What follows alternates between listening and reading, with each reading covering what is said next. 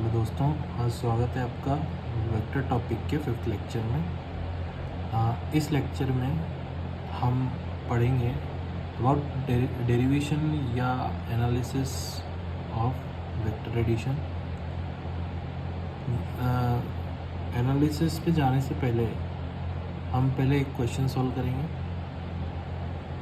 Question कहता है कि if a man moves 4 metre towards east and takes a left turn and move 4 meter, find displacement of man। तो basically मैं चाहता हूँ कि आप पहले 2 मिनट पॉज करें और इस क्वेश्चन को आप खुद से सॉल्व करें, उसके बाद फिर हम इसका सॉल्यूशन देंगे। तो सॉल्यूशन कुछ इस तरह से है। सबसे पहले हमें इस क्वेश्चन को पढ़ के पहले हमें एक डायग्राम बनाना पड़ेगा। उस डायग्राम में हम सबसे पहले, अब यहाँ पे डायरेक्शंस की बात हुई तो रेफरेंस के लिए हमने डायरेक्शन का डिटेल्स हमने यहाँ पे लिख लिए हैं। ये नॉर्थ, ये साउथ, ये ईस्ट और ये वेस्ट। सबसे पहले हम जैसे जैसे क्वेश्चन बोल रहा है वैसे वैसे हम डायरेक्शन बनाते हैं। ये क्वेश्चन बोल रहा है हमारा कि a man moves 4 metre towards east, मतलब हमने स्टार्टिंग पॉइंट को एस रखा है यहाँ पे।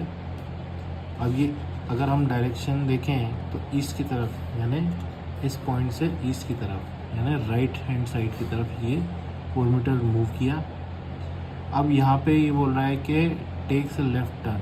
अब अगर लेफ़्ट टर्न रहता है तो यानी इसका फेस पहले इधर था, अब फेस जो है टुवर्ड्स नॉर्थ हो जाएगा और नॉर्थ की तरफ ये अगेन मूव 4 मीटर, तो 4 मीटर और नॉर्थ की तरफ बढ़ेगा।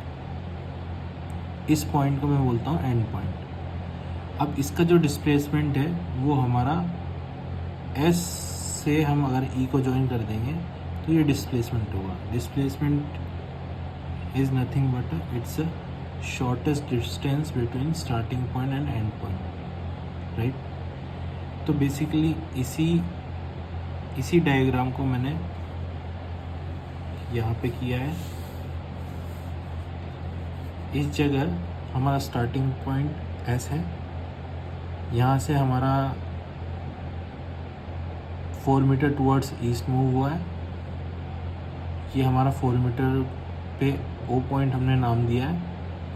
यहाँ से हमारा ओ से ये हमारा लेफ़्ट टर्न हुआ है और लेफ़्ट टर्न से ये फिर 4 मीटर टुवर्ड्स नॉर्थ गया है, तो इसको मैंने एंड नाम दिया है या ई नाम दिया है। अब इसका जो डिस्प्लेसमेंट हुआ है वो एस ई हुआ है, यानी ये हमने as per the vector rule हम यहाँ पे दोनों वेक्टर्स को ज्वाइन करने के लिए थर्ड जो रिजल्टेंट वेक्टर है वो हमारा आर वेक्टर है, राइट। अब इस केस में अगर हम इसको कंसिडर करें, ये एक राइट एंगल है, तो यहाँ पे पाइथागोरस थ्योरम एप्लीकेबल हो। तो सबसे पहले हम रिजल्टेंट निकालेंगे। पाइथागोरस थ्योरम क्या बोलती है? R square is equal to perpendicular, हमने यहाँ पे इसको थीटा लिया है, हमें थीटा भी निकालेंगे और हम ये आर भी निकालेंगे।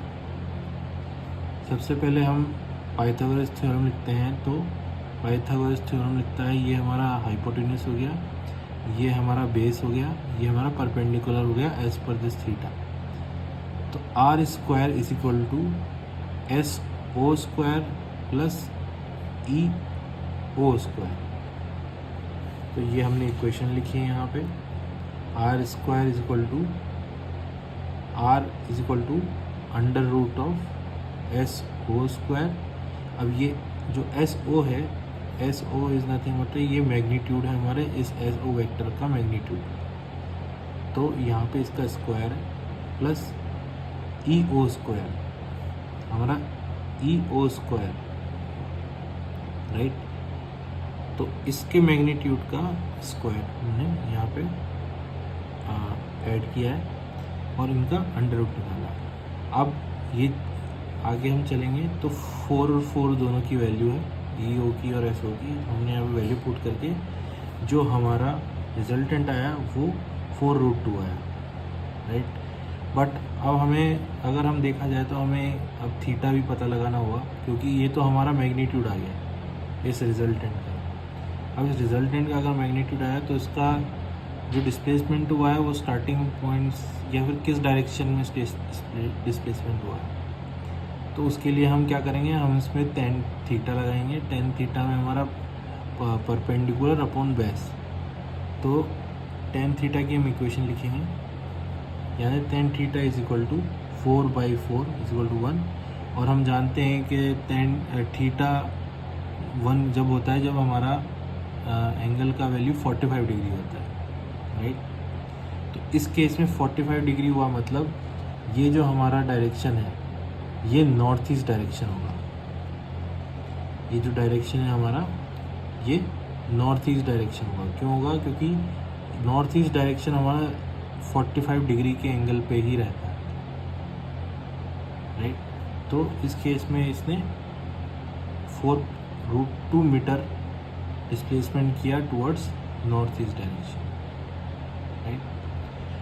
अब हम आते हैं एनालिसिस पे, एनालिसिस ऑफ वेक्टर एडिशन पे। यहाँ पे हम इस बात का ध्यान रखेंगे कि हमारे पास गिवन क्या क्या है। तो बेसिकली हमारे पास गिवन है 2 वेक्टर्स, एक वेक्टर है ए जिसका मैग्नीट्यूड हमने ए से डिनोट किया है, एक वेक्टर है बी जिसका मैग्नीट्यूड हमने बी से डिनोट किया है। हम मैग्नीट्यूड को,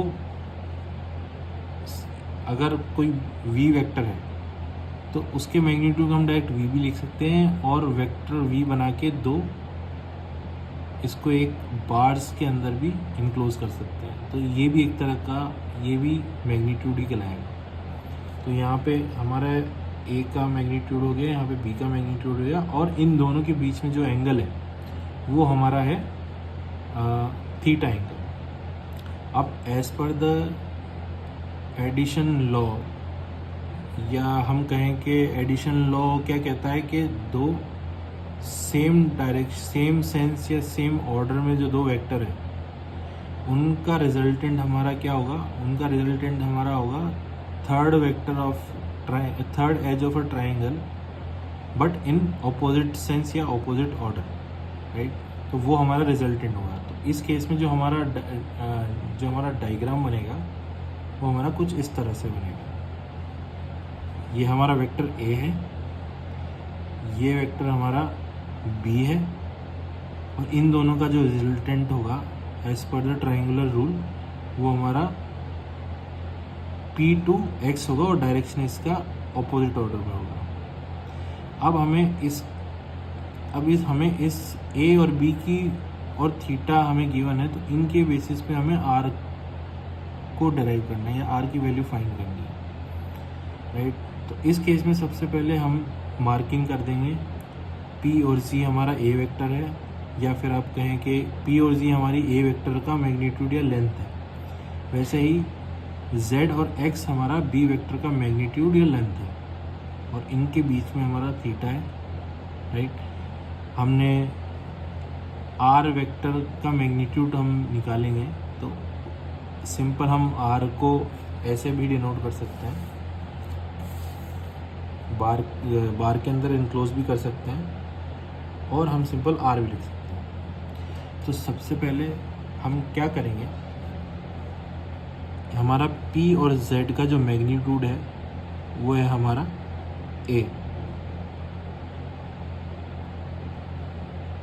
राइट,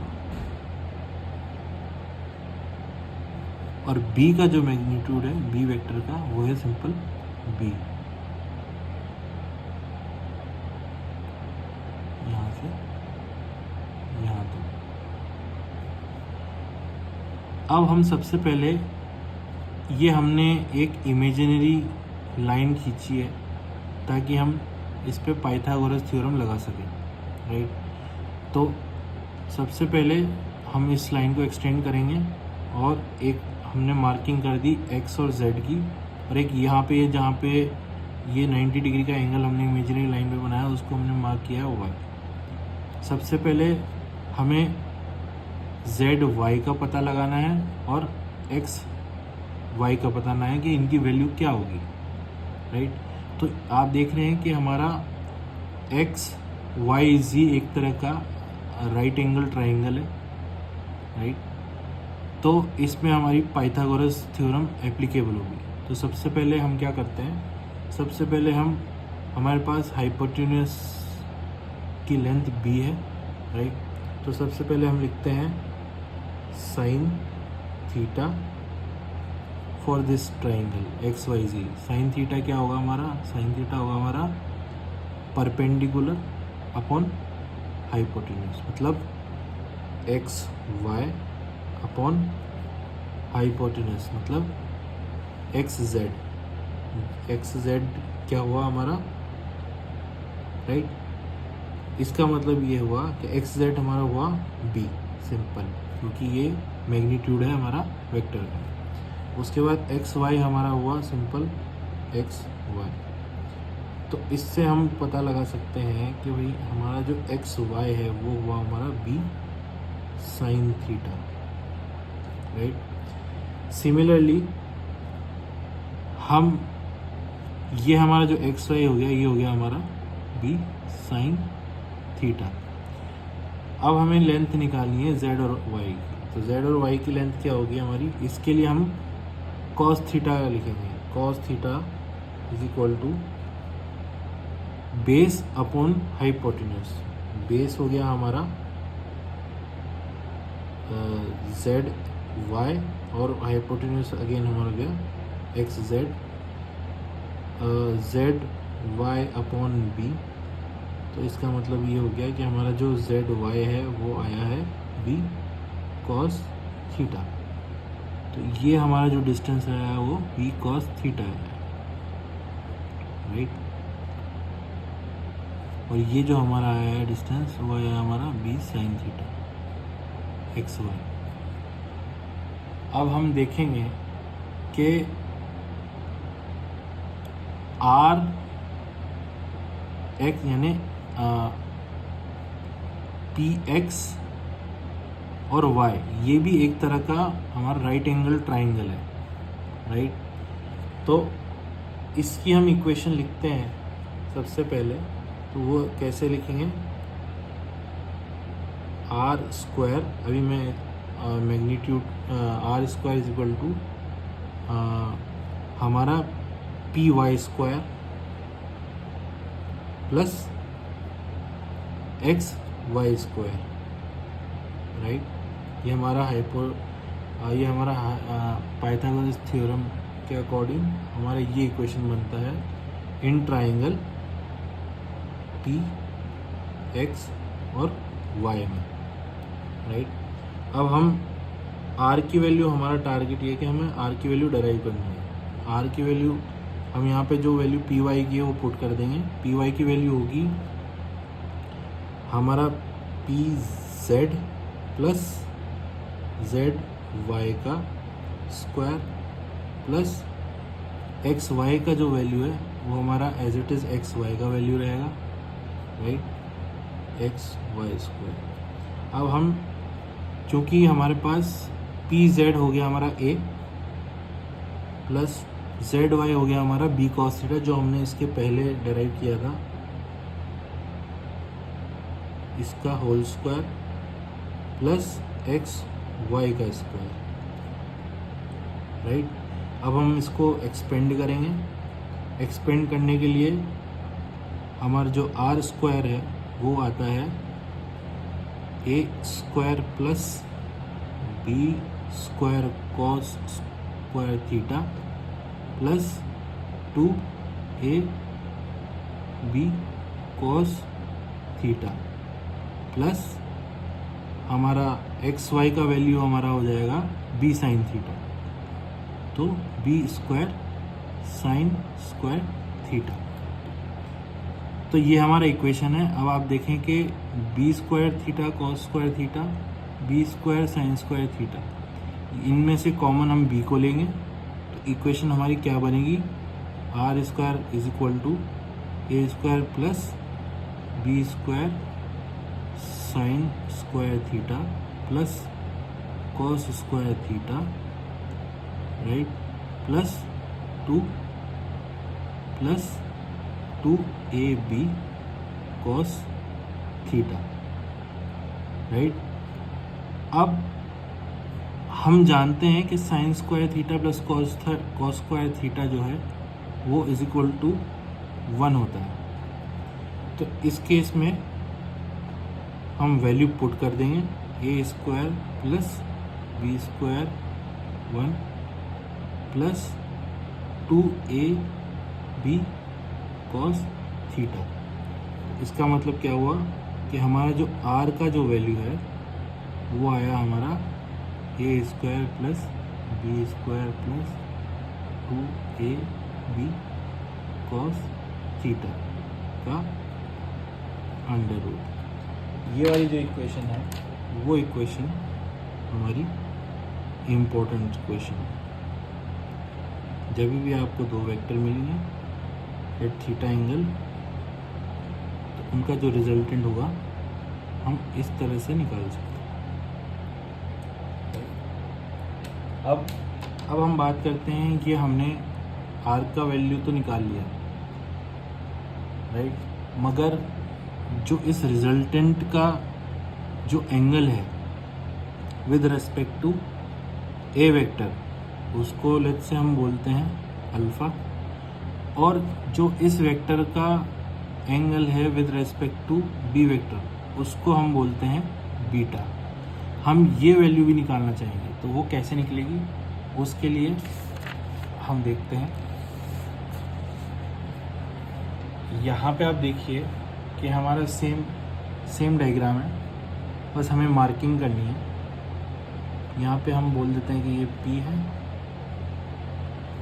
यहाँ पे हम बोल देते हैं ये X है, यहाँ पे हम इस पॉइंट बोलते हैं Y है, राइट। और इस केस में यहाँ पे Z बोल देते हैं, राइट। अब सबसे पहले हम ये देखते हैं कि लेट्स से ये अल्फ़ा जो है, अगेन जो हमारा एज पर दिस थीटा, ये हमारा जो एक्स वाई है वो हमारा निकल के आया बी साइन थीटा, और जो हमारा जेड वाई निकल के आया वो हमारा निकल के आया बी कॉस थीटा, राइट। तो अल्फ़ा को हम निकालेंगे, अल्फ़ा मतलब हमारा रिजल्टेंट वेक्टर का एंगल विद ए वेक्टर। इसको निकालने के लिए हम ये देखेंगे कि टेन अल्फ़ा की इक्वेशन हम लिखेंगे, तो tan alpha is equal to क्या होता है, परपेंडिकुलर अपॉन बेस। तो यहाँ पे tan alpha is equal to हुआ हमारा X Y upon P Y. तो एक्स वाई की जो वैल्यू है हमारी वो आई हमारी B sine theta, upon P Y की जो वैल्यू है वो हमारी हुई P Z plus Z Y. P Z का जो वैल्यू है वो है हमारा magnitude, right, magnitude of A vector. तो यहाँ पे हम सिंपल ए लिख देंगे, प्लस हमारा जेड वाई का मतलब हमारा हुआ बी कॉस थीटा। तो जो हमारा एंगल निकल के आया वो आया B sine theta on A plus B cos theta, right.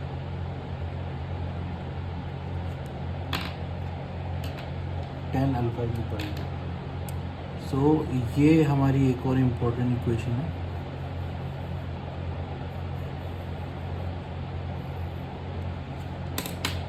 अब सिमिलरली हम बीटा निकालेंगे, बट बीटा के लिए हमें राइट एंगल ट्राइंगल बनाने के लिए जो इमेजिनरी लाइंस होगी वो हमें कुछ इस तरह बनानी पड़ेगी, राइट। लेट्स से इसको हम देते हैं वाई डैश नाम, राइट।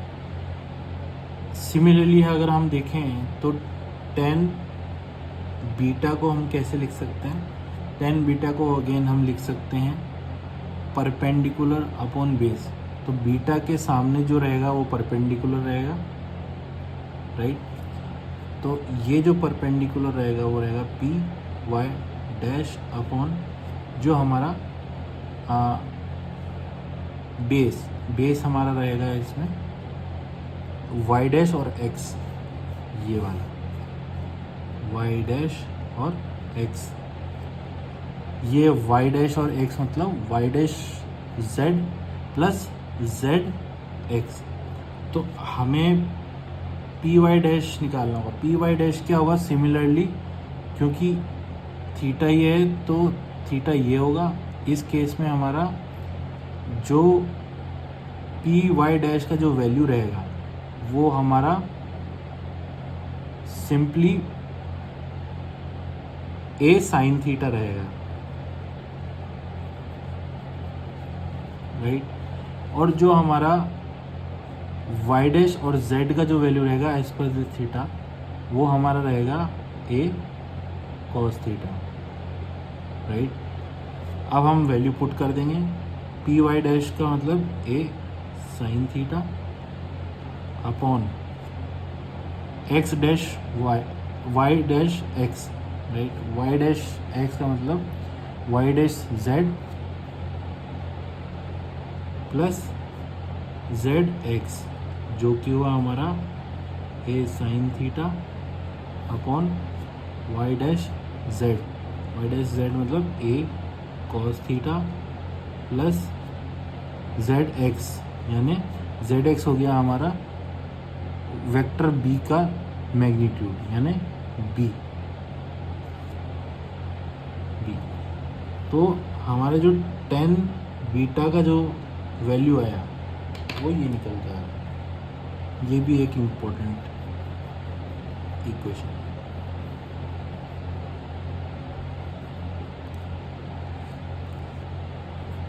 Thank you.